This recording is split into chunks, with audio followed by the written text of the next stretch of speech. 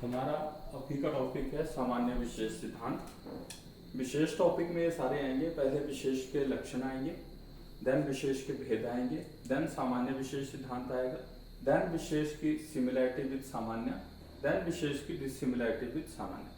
विशेष अगर 15 नंबर में आता है तो आपने ये सारे टॉपिक उस पर लिखने हैं। सामान्य विशेष सिद्धांत अगर सिर्फ 5 नंबर में आता है, जो अभी इसमें होने वाला है, सिर्फ वही लिखना है। विशेष के सिर्फ लक्षण आते हैं तो सिर्फ वो 3 लक्षण लिखने हैं। विशेष के भेद तो रेयरली आते हैं।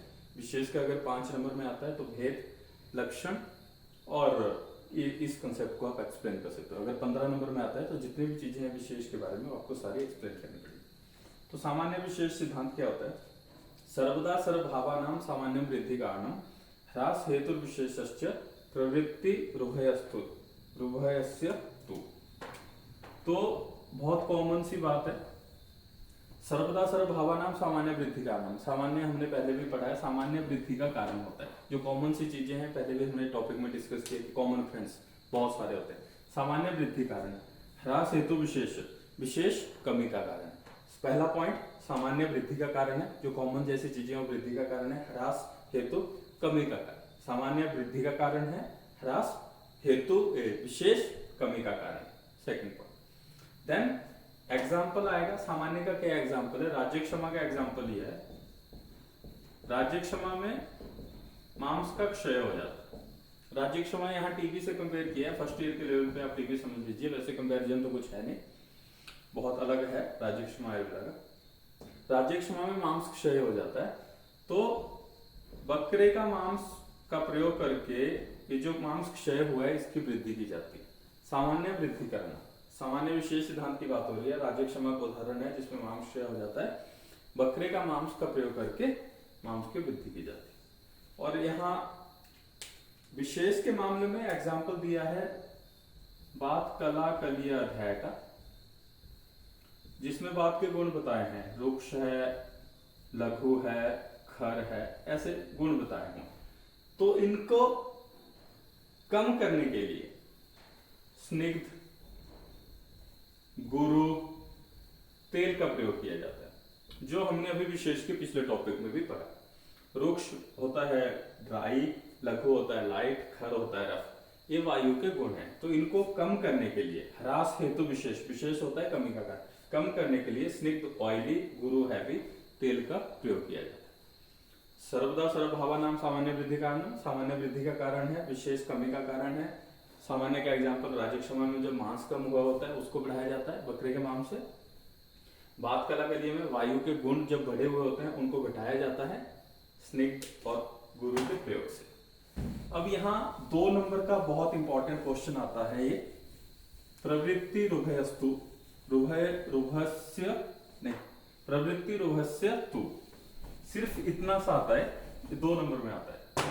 प्रवृत्ति रुभस्य तु 2 नंबर में। तो यहां 3 शब्द हैं, प्रवृत्ति, उभय, उभयस्य तु। ये 3 शब्द हैं। इन 3 शब्दों को एक्सप्लेन करना होता है 2 नंबर।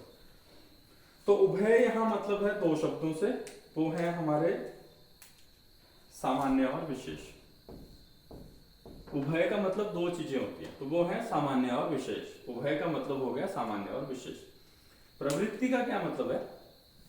प्रवृत्ति का मतलब है शरीर के साथ प्रयोग करना। प्रवृत्ति मतलब शरीर के साथ प्रयोग करना, शरीर में प्रयोग करना। जैसे मान लीजिए अभी मैं एक चीज लेके आता हूं, ये देखिए, यह दाग, ये दोनों दाग हैं। अभी अगर मैं इनको रखता हूं ऐसे ही, बॉडी पे प्रयोग नहीं करता हूं, खाता नहीं हूं, तो इनमें जो शीत और स्निग्ध गुण है वो मेरे शरीर में नहीं आएगा। बट अगर मैं इसको खाता हूं, मेरे खाने से स्निग्ध एंड शीत गुण,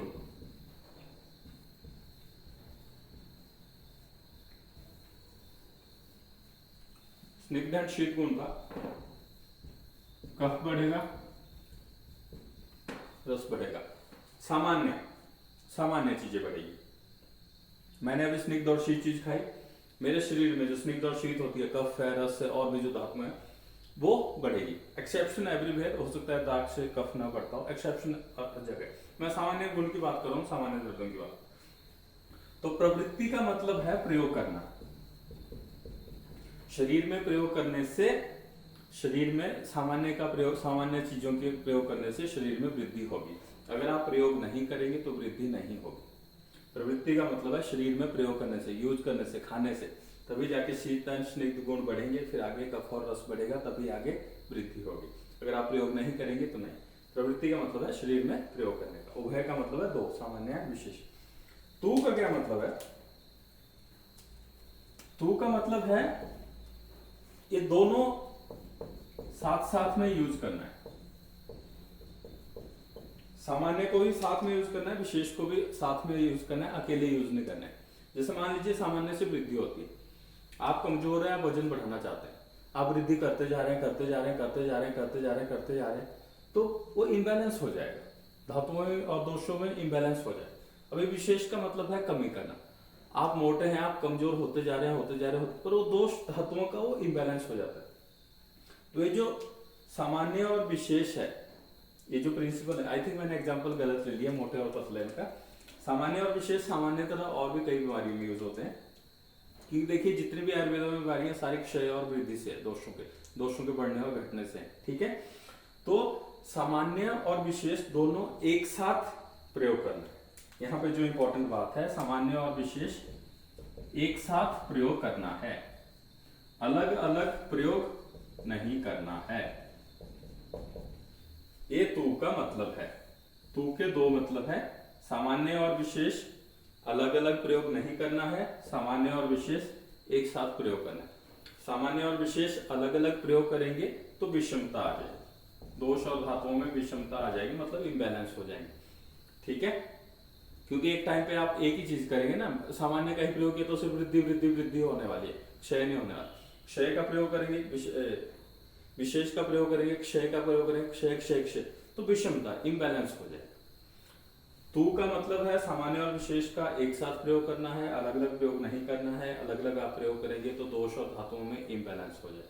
प्रवृत्ति का मतलब है प्रयोग करना है तभी ये फायदा देगा, नहीं तो कोई फायदा नहीं। उभय का मतलब सामान्य और विशेष दोनों सिद्धांत। तो ये प्रवृत्ति उभयस्तु, उभयस्य तु क्या है बोलने का मतलब। उसके बाद आता है लास्ट टॉपिक है सामान्य और विशेष में सिमिलैरिटी क्या है। साधर्म्य, साधर्म्य होता है सिमिलर, ठीक है।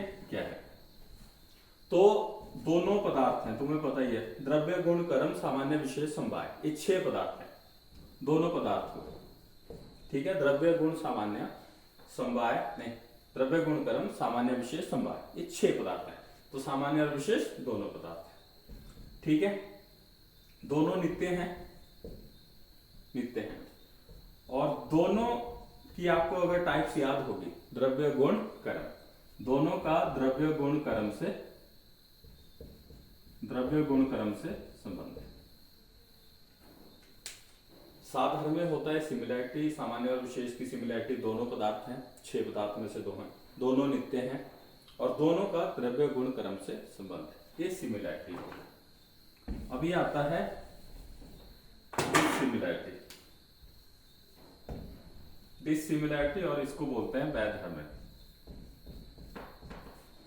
डिसिमिलैरिटी को बोलते हैं वैधर्म्य। तो क्वेश्चन ऐसे आ जाता है कई बार 2 नंबर के लिए, साधर्म्य और वैधर्म्य सामान्य और विशेष का, या साधर्म्य और वैधर्म्य, वैधर्म्य सामान्य और विशेष। तो सामान्य क्या करता है, ये वृद्धि को करता है, और विशेष क्या करता है, क्षय को करता है। ये यूनिक और एक बंदे की बात है, ये अनेक लोगों की बात है, मतलब ये इंडिविजुअल बात हो रही है, और यहां ग्रुप की बात हो रही है, ठीक है। स्पेलिंग देख लेना, इंडिविजुअल एक की बात, ग्रुप अनेक की बात, विशेष क्षय का कारण, सामान्य वृद्धि का कारण। ये करता है पृथक, ठीक है, ये पृथक करने का काम करता है, और ये एकत्व, ये इकट्ठा करने का काम करता है। तो आई थिंक ये 4 पॉइंट काफी है, एक वृद्धि करता है, दूसरा क्षय करता है। एक अनेक लोगों में पाया जाता है, एक में पाया जाता है। एक ग्रुप की बात करता है, एक इंडिविजुअल की बात करता है। सामान्य एकीकरण करता है, इकट्ठा करता है, विशेष पृथक करता है।